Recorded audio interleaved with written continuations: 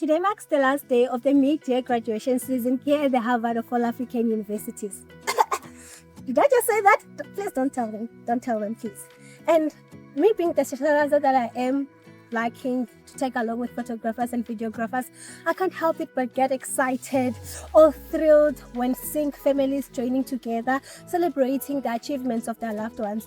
And today, ladies and gentlemen, I do not only come here to tell you all about that, but I come with who will share that behind the story with us, how they conquered the Wits Edge and all about their journey into conquering the Wits Edge. Take along. Ladies and gentlemen, there you have it. The graduates. Hey. Ladies and gentlemen, as I've said, my name is Finalist and I'll be your presenter for this interview. And besides me, I have Shudufhadzo Vhengani. Come on now. The graduate. Come on now. The scientist. Come on now. Clock it.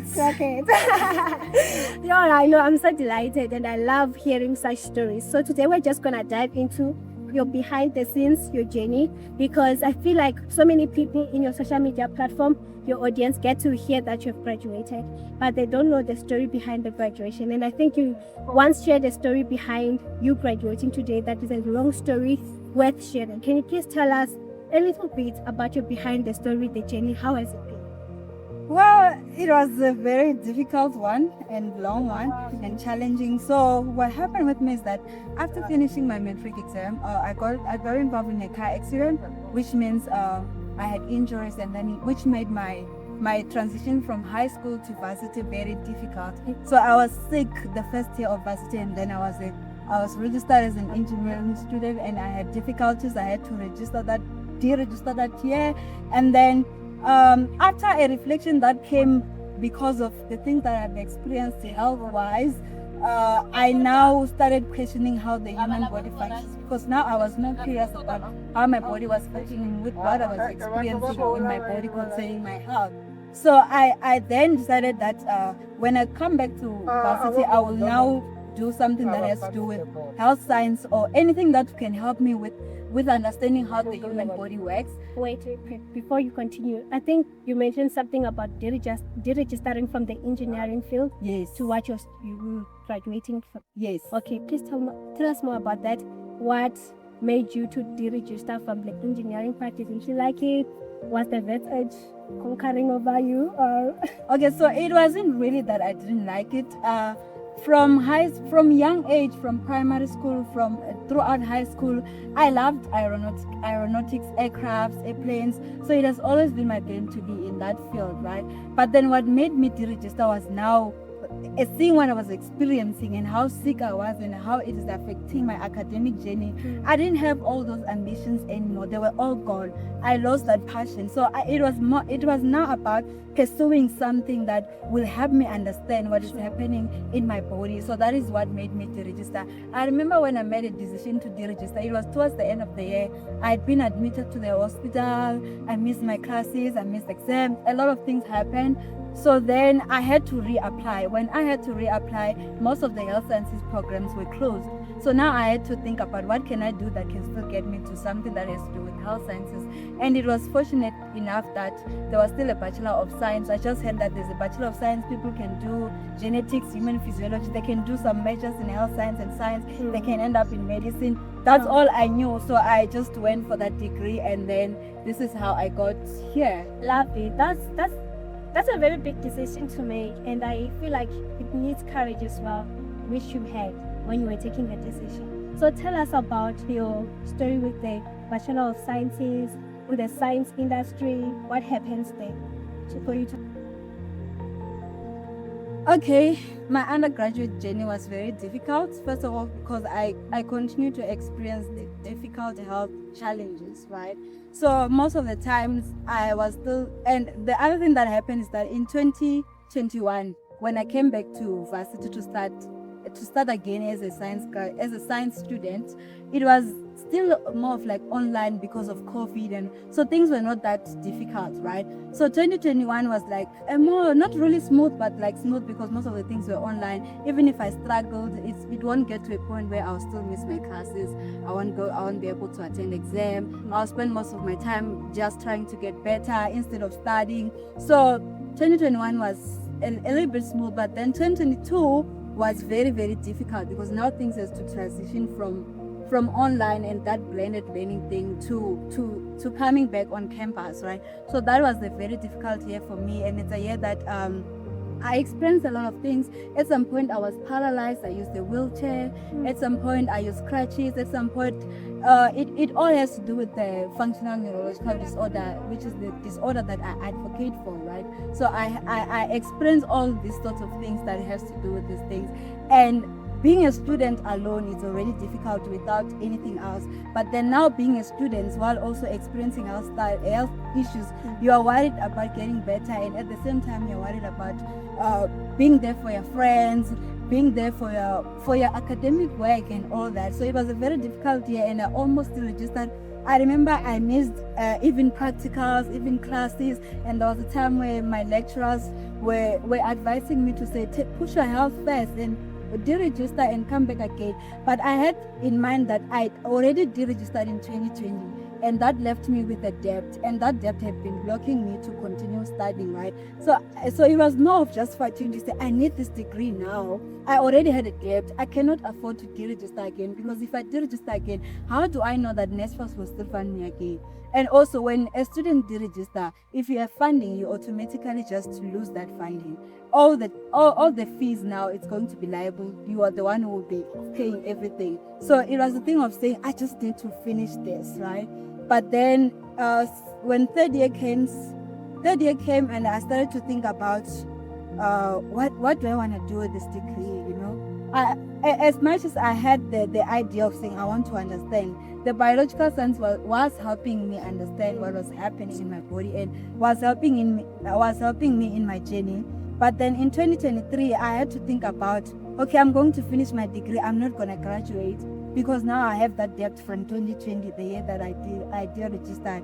And also, if I finish, what am I going to do? Because also, I think that most of biological sciences students, when they get there, they all want to go to medicine, right? And if they don't get to medicine, they have nothing else to do. It's like a waste of a degree, right? So for me, it was not only that I wanted to go do medicine. I had to think about, okay, my primary thing for changing was to understand something that will help me, was to understand something that will help me contribute to the health field, right? Because I've been exposed to the hospital, I've been in contact with different health professionals, right? So it was more of understanding the system rather than being a doctor, right? So in third year, I had to think about what I want to be, and I had no idea that you can be a lot of things after graduating. What majors you did, you go into food technology, biotechnology. They get companies that are pharmaceutical companies, diagnostic companies. They have different roles for people with Bachelor of Science, depending on what you measured on. So with me, during third year, I had to reflect and think about where exactly I want to go, and then I learned about that. With the degree, if you have honors, you can do the medical scientist internship training and become an HPCSA registered. HPCSA is Health Profession Council of South Africa. Like in your discipline of study, you can become that. So I started building my skills and my career towards going in that direction, even though I'm not there yet, but I'm building towards going that. So it was in third year when I learned about it, and then I decided that I'll continue with honors. But unfortunately, in 2024, I didn't graduate, number one. Then I also didn't get space for honors. You know, both in health, I had majors in science, which is genetics and developmental biology and human physiology. I didn't get space for both programs. You know, it was just like a rejection. So I didn't know what I wanted to do, and that is the year that I now had to learn about internships, because I'm like, what am I gonna do? I didn't get space for honors, and I also didn't apply into other universities, which is something that I should have done. I was just also focused on vets only. I don't know why. So So after that few months of 2024, I was looking for internships. I searched pharmaceuticals and diagnostic companies. I visited several companies at Midrand. There's a Midrand office park. I don't remember the name. Which are like pharmaceuticals or diagnostics, also companies like Rem, EdCorp, all these companies, right? Because they also have opportunities for Bachelor of Science students. So when I went there, I was also selling myself, because it was a time when I was still fundraising for my debt, to say I have a debt, I'm fundraising, I want to graduate. So I was also just selling myself and also just looking for opportunities. But even though I didn't get opportunities, I got some knowledge, I got some direction, and I got relevant people who can direct you to say, okay, now from here, this is what you need to do. And then I also just inquired about internships everywhere, right? Opportunities for people who just graduated. And then I inquired in my school, which is molecular and cell biology, with the head of the school. And I also inquired with the other school of physiology, with the head of the school, about internships. And then they told me about the presidential youth employment program that had been happening at Wits. And then they said that I must look out for the applications when they come out. It's a program in which every faculty at Wits takes a few interns for different roles, and they place them where they want help in.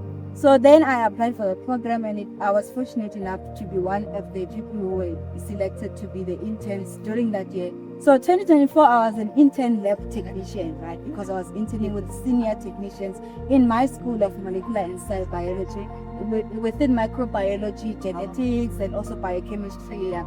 And then the internship was 6 months. Then I had to think about, okay, I still want to do honors, because in my mind, I'm like, I still want to go through the road of medical science, and my medical scientist, I still want to register as a medical scientist, and have that independent practice. So I was like, I still want to do honors. Then I applied again for honors, and then in 2025, I was fortunate enough, I got accepted for honors in genetics and developmental biology. So honors in genetics and developmental biology, I did a project with the supervisor, Dr. Ketelo Tulu, who is working on mental health, neuropsychiatric genetics. It's like neuroscience, genetics, and all these things like mental health disorders. So my project was focused on understanding the genetics. There's mechanisms that we call DNA methylations in genetics. So it was methylation. So it was more about understanding, trying to find out if a specific molecular mechanism is contributing to schizophrenia, psychosis, depression, all these mental health disorders. So my research project was focused on that. And also honors is not an intense research project, it's more of an introduction to research. So it was also difficult, like throughout this. So this is in 2025. Yes, this is in 2025. It was also difficult because I was also experiencing a lot of things health-wise, and I was in a position where sometimes I need to think of choosing between my health and my academics. I need to be going to appointments at the hospital. I need to be in the lab from 8 a.m. to 5. Like, it was very difficult. Like, just being a sick student alone. So I completed the degree, and then, okay, one thing I forgot to mention is that when I got accepted for the honors, right, I still had a debt, remember? Right? So when I reapplied for BSc, NSFAS funded me again, right, from 2020 to 2023. So they paid for that for those years, but the remaining the debt from 2020 remained, right? And then I experienced difficulties with registering every year, right? I had to fight to register every year. So also with honors, when I got acceptance for honors, I was like, now how am I going to register? Also, if I register, how am I going to get accommodation? You know what I'm saying? If I get accommodation, what am I going to eat? Something like that. So it was also by God's grace that I managed to register for honors despite owing. That was a miracle. I don't know. The system just allowed me. I don't know. That was just a miracle. And then miracle working for it. Yeah, and then I because I know that there are students who went back home because they couldn't register, right? But look at you. Yeah. So yes, and then with accommodation, I also had applied at West Campus Village, and even when I got that acceptance for residence, I couldn't believe it because I'm like, how? Drop Right? mic. I was like, how? So I also couldn't believe it. I got the accommodation, and when I was studying as an honor student, we were also working part time as teaching assistants in my school, Getting paid. getting paid. Yeah. We have to. So it is something that also kind of helped me to balance. As a poor student, it was very difficult. So yes, and then when I was completing my honors, I was thinking about, I still had the thing in mind to say, I want to be a registered medical scientist. Now I need to apply for this internship. So then I started reaching out to people who have been in the medical scientist first, trying to get information and all that, and I did all that. And I was waiting for the applications to open. But I was not only applying for that, but I was also applying for anything that will help me towards getting more experience and exposure in the field that I want to do, like research and development, right? So I also got a post for the role that I'm currently serving as a laboratory technician in the at Vets Pharmacy and Pharmacology Of all African So- university. Yeah, so while I was still waiting for the applications for medical scientists to open, I saw that post and applied, because I was not only waiting for that, I was applying for everything that I see that this fits into my plan, right? So I applied for that, and by the grace of God, I got invited for an interview. I went and I got hired. So yes, so now I'm currently working as a technician at Wits. I'm not where I want to be, but I know I'm growing there, right? And also with everything that I experienced, it also gives me time to say, now is the year to point and focus on your healing and focus on giving your body much like more time, because I think there was also a part of me that was just whose worth value was attached to academic excellence, because when I was sick, everything fell down. My performance, I couldn't perform anymore. My hard work, I couldn't be a hard worker anymore because I'm sick, right? So it was a thing of saying I lost myself in that. So I think this year is also a year to say, it's a year that I realized that I could have registered for masters, but I was like, pause. It's something that I put in my heart intentionally to say, this is a year of healing.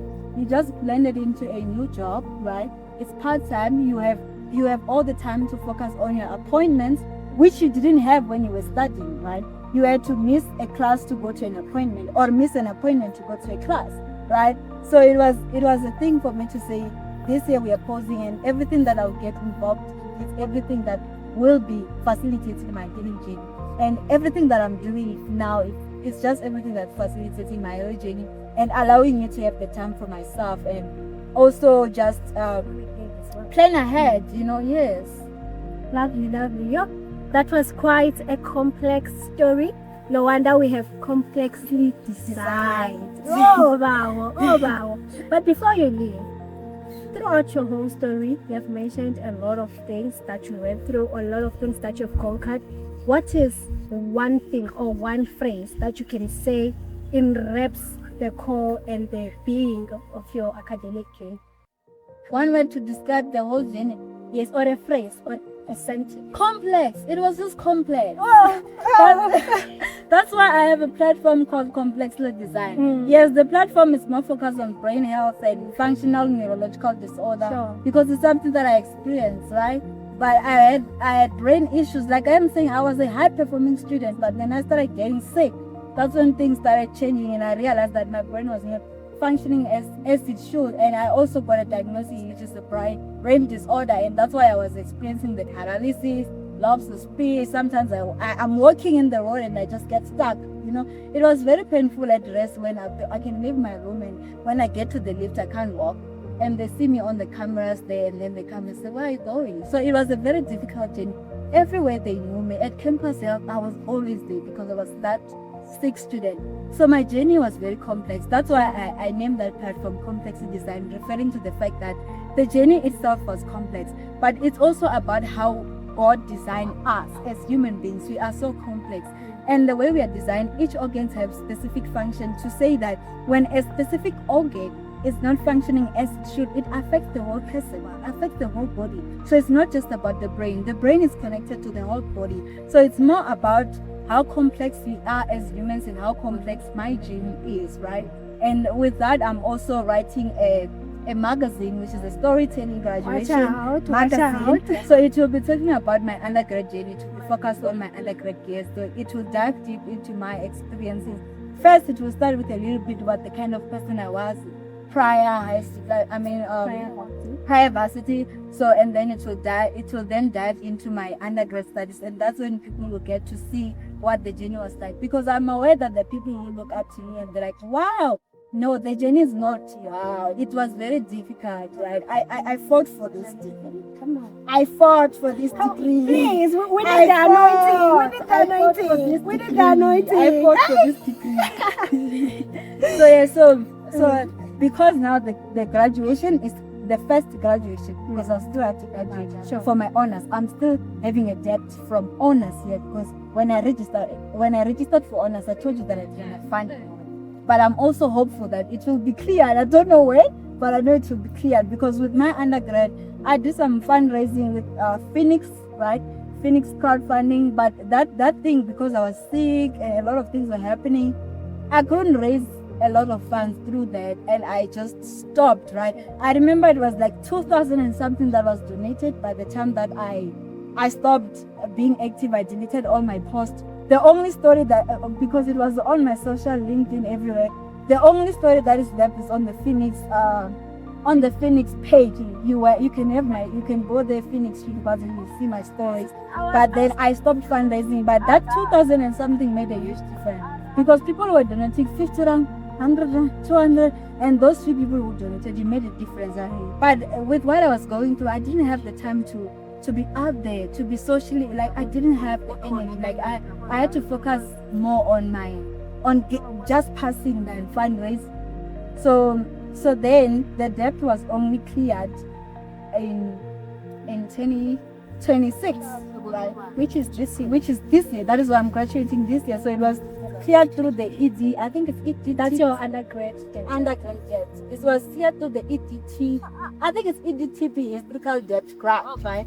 So I applied through the Wits donation. It's the best discretionary donation platform on self-service where students who need funds can apply there, and they get assigned sponsors. The sponsors who come looking for students, and then the people then say these students fit the criteria of the people that you want. So then they clear the debt, either current debt or historical debt. So what happened is that in 2023, when I was finishing my undergrad degree, I applied for discretionary donation at Wits. I got a sponsor. I won't mention the name. Then the sponsor came, took all the details, and I was so excited that they're going to pay. But somehow they didn't pay and they didn't come back. And then with the financial aid office did say that it's a thing that sometimes sponsors even sign contracts and they end up not coming back to pay, right? Then in 2024, the year that I was not registered and I was working as an intern, right, I found another sponsor through the first discretionary donation. But the challenge now was that I'm not registered. The sponsor wanted the student who is registered to cover both historical and also current debt, right? But the problem was that I'm not registered that year, so it couldn't happen. So then in 2025, when I was doing my honors, I got another email saying that there's a potential sponsor, right? And that was the EDT. Okay, I don't know if I'm pronouncing it the right way, right? I think it's EDTP, something like that. Yeah. So then they said that you will graduate in December 2025, right? So what happened is that somehow they cleared the debt for specific students, and I was not part of those students, right? Which means there were some students, I don't know how the system works, but then it just happened that they didn't end up clearing my debt that year, and I didn't graduate in December last year. So I then followed up because in the midst of all things, when you do all things, whether it's with applications, anything, you must follow up. You must go there. If they're not responding to your emails, follow up with the relevant people. If you don't know the relevant people, ask anyone will refer you to the relevant people. So I've been following up throughout to say, okay, I saw other students graduated in December. Why is it that I was not on the list? Because I was expecting that I want to graduate. Then when I went there, they said that, there there were some things that happened that I don't understand, like delay and all that. Maybe there was a first batch and then there's a second batch of the people whose debt will be cleared.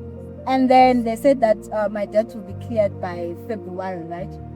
So which means now that if I want to graduate during March, there's a deadline to say that all the fees must be paid by when. So by the time that they cleared the debt for the undergrad this year, it was too late for me to say I'll graduate in March, right? The deadline had already passed.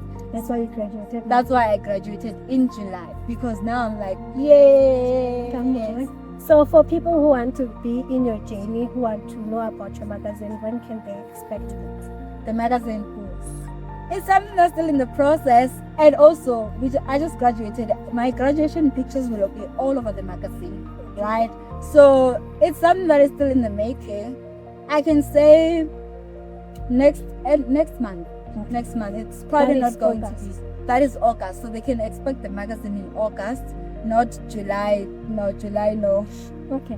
So I also heard from a little baby that you are one of the finalists for Miss Kingdom Impact. Yes, I'm a finalist. Yes, I'm a finalist for Miss Kingdom Impact beauty pageant. All right. How can they help you to get to the next stage? Anything else? First of all, I want people to follow me on my social media platforms. I go by the name Shudufhadzo Vhengani on TikTok, Facebook, Instagram, also on LinkedIn, because Complexly Design is not just a platform that is on TikTok, Instagram only. It's also something that will be registered as a company, but I'm still in the process of that. I can't say what type of a company right now. So I want people to follow me on my social media platforms as Shudufhadzo Vhengani across all these social medias. Also, how they can support my Miss Kingdom journey is that they can vote for me, right? On my social media platforms, I already posted a lot of videos explaining how the voting works, what the voting means, and why is it that we want money for voting, right? Because as much as pageant is a beauty pageant, it's more than just a beauty pageant. It's about people. It's about community work. It's about impact. The name says Miss Kingdom Impact. So it's about the impact that we do, getting involved in community initiatives, doing different things in the society. So it's all about those things that we do, and all those things require money. Even running the organization, because Miss Kingdom Impact operates as a non-profit company, So even the things, the journey of the finalists, when they have all those finalists, everyone have a mission in their heart, and everyone have certain things that they want to do in the community, right? And everyone needs help. So the voting really does help us to continue to function as a Miss Kingdom Impact non-profit company. Lovely, lovely. Ladies and gentlemen, that's it from Shudufhadzo Vhengani. For more information, just follow her on our social media platforms. She will post when the magazine is going to come out. That's it from me. I'm your host, presenter Haradis Meshirembe.